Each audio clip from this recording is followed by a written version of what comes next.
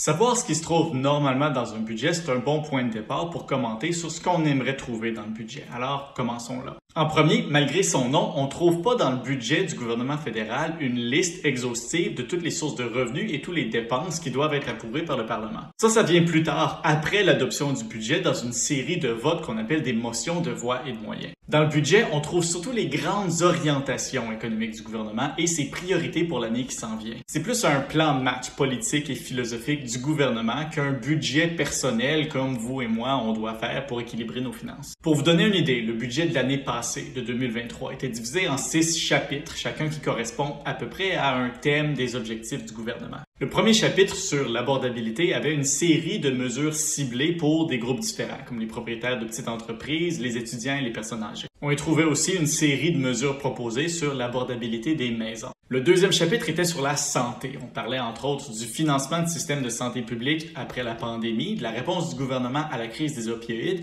et d'un nouveau programme du gouvernement d'accès aux soins dentaires. Le troisième chapitre en ratissait un peu large sur l'économie, l'énergie et l'environnement. C'était surtout pour mettre l'emphase sur les politiques du gouvernement en matière d'énergie, d'investissement technologique, de développement de la main-d'œuvre et parler aussi des infrastructures de transport. Le quatrième chapitre parlait des politiques sociales du gouvernement, entre autres la réconciliation avec les peuples autochtones, l'équilibre entre les communautés culturelles au Canada et les politiques d'immigration en lien avec l'économie. Le cinquième chapitre s'appelait le Leadership du Canada dans le monde, ce qui est un nom un peu vague, mais ça portait surtout sur la défense nationale. On y abordait la politique militaire, comme les obligations du Canada envers l'OTAN et la défense de l'Ukraine, mais aussi de la défense du Canada contre les crimes financiers et l'ingérence étrangère, et un peu sur l'appui canadien aux pays en développement. Et le sixième et dernier chapitre portait surtout sur le fonctionnement du gouvernement lui-même. On y parlait des changements planifiés du gouvernement en termes de taxes et d'impôts, mais aussi de façon de rendre l'administration publique plus efficace et améliorer les services aux citoyens.